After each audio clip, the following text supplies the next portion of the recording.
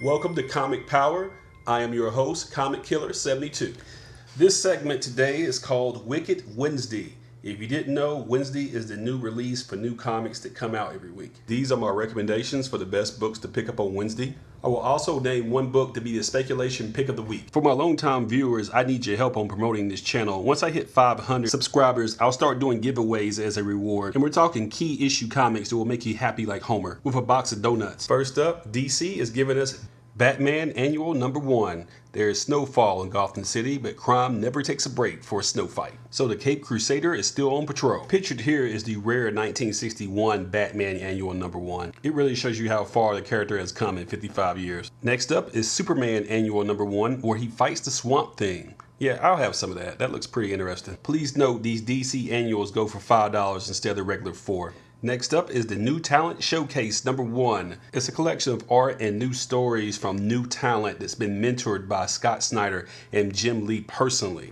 If one or more of the talents here breaks out, this could be an important issue to have as their first professional work. But please know it's going to have a price tag of $8, but it's going to be oversized and packed with goodies, so it'll be worth it. That's about it for comics with DC. On the lead up to Christmas, they're slowing down on comics and upping the ante on action figures, like this Harley Quinn red, black, and white holiday statue. It's 7 inches tall. Full retail is $80, but you should be able to get it for about $65. Or you can have the DC icon Batgirl Burnside Deluxe action figure. It retails for about $60, but you should be able to get it for about $45. If you're not a collector and you're watching this, you're probably thinking, how can grown people spend so much money on toys? Well, first of all, you're wrong. These aren't toys. These are action figures.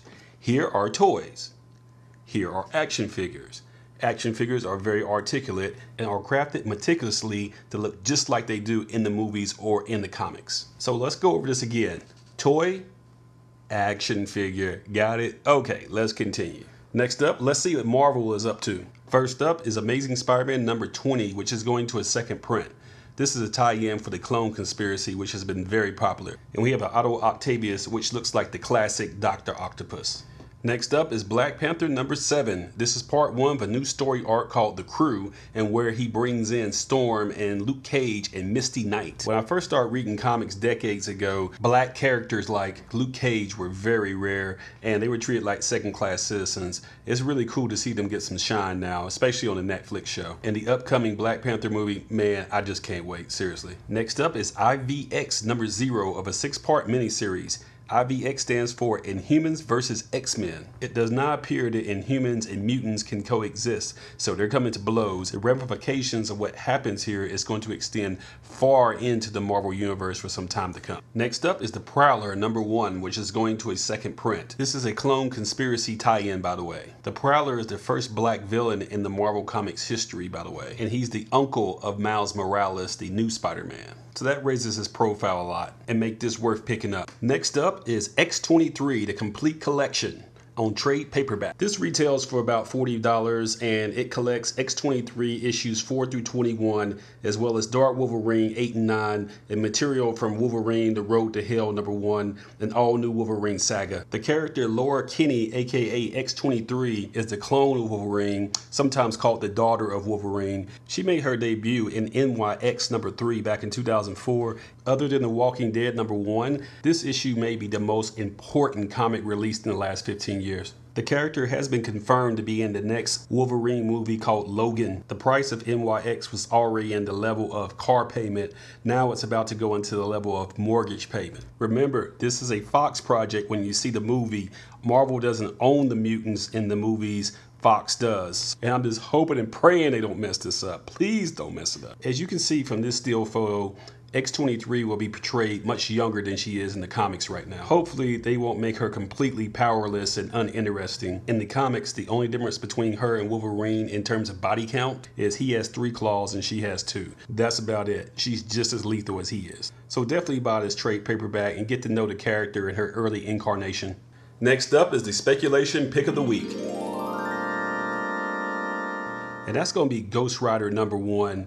This is the new Robbie Reyes Ghost Rider. Instead of being Johnny Blaze riding on a motorcycle, this is Robbie Reyes and he's driving a muscle car. Marvel used their television show Agents of S.H.I.E.L.D. to build up some more popularity for this character. But his first appearance is in all new Ghost Rider #1 back in 2014. If you can find a raw near mint copy of this for less than $20, buy it. It's going to explode. But that's going to change really quickly as soon as this drops. Of course, Marvel just can't help themselves with the variants, but you know my rule. Don't pay more than $10 for a new variant that just came out, no matter what it is. Even these so-called ratio variants are not as rare as you think they are. So be careful, there's fool's gold out there. Next up is our report on independent comics and small publishers.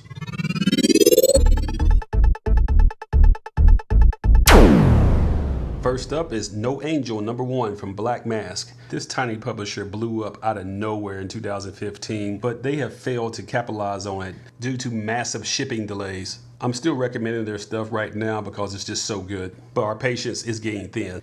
Next up is Conan the Slayer #5 from Dark Horse Comics.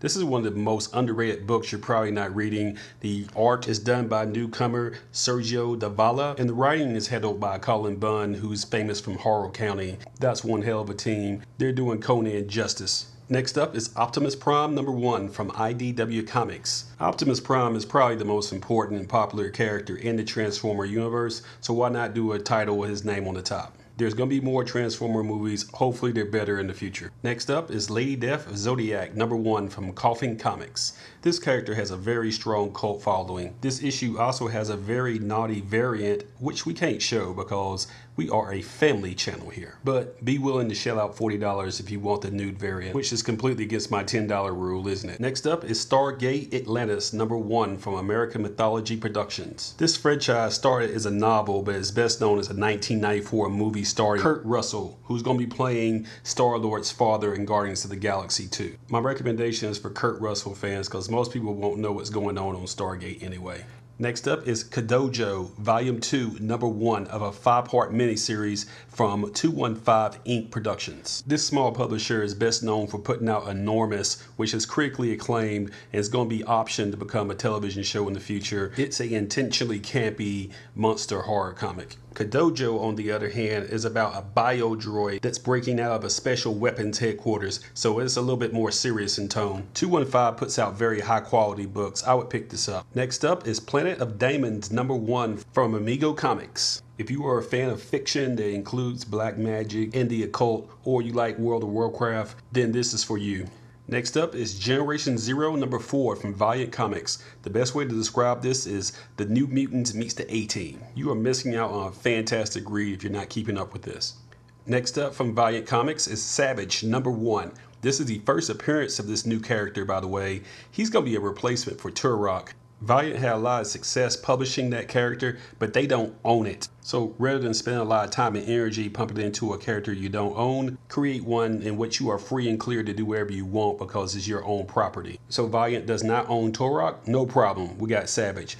Valiant doesn't own Solar, Man of the Atom? No problem. They got Divinity. They're pretty smart over there at Valiant. If it wasn't for Ghost Rider, Savage would be my speculation pick of the week, surely. While you're out here, go ahead and pick up the Bloodshot Reborn Deluxe hardcover, Volume 1. This collects Bloodshot Reborn issues 1 through 13. If you missed the individual issues, this is a good way to catch up in one sitting. It's an edge-of-your-seat thrill ride, for real. Valiant Comics is putting out some top-tier science fiction, and unlike Black Mask, you can trust them to put their books out on time. Before we close, let's look at another indie that's putting out nothing but superior work, and that's Image Comics. First up is Deadly Class #24. This is a story about elite crime families and where they send the next generation of assassins to get trained at. It's been optioned as a TV show, so you should be trying to find Deadly Class #1 from 2014. If you can find it for less than $25, it's probably a good buy. Next up is Saga #40. No bells, no whistles, no tricks, no unnecessary variants. This is a great science fiction space opera out every month. The writer is Brian K. Vaughan and the artist is Fiona Staples, and they've won so many Eisner Awards for this comic that they've probably lost count. Next up is Monstress #8, and this critically acclaimed title was nominated for Eisner for Best New Comic Series.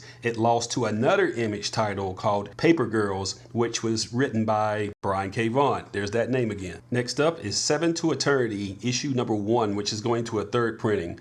To be honest, I did not see this coming. I did not know this was going to be such a big hit. Issue number 2 is also going to a second printing, and issue 3 drops this week. There's something people really like about this book. The question is, can it sustain this momentum? I can't call it long term, but right now it looks pretty good. And last but not least is Surgeon X number 3. This takes place in England in the year 2036, and there are new diseases that are immune to antibiotics. And our hero is using new medicine that has not been approved by the new fascist government. That's a very feasible premise for a comic, don't you think? That's about it for today. Thank you for watching Wicked Wednesday, where I review all the new comic books for a new comic day.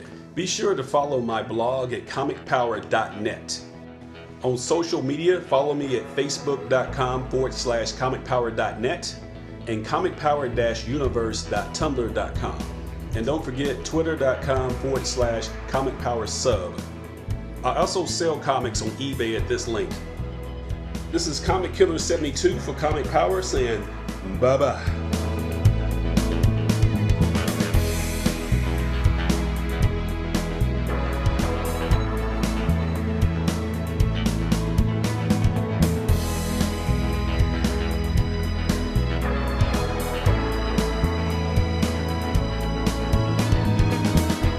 And don't forget to share this video, click on subscribe, give it a thumbs up, and tell everyone you know about this channel to help it grow. Thank you for your support.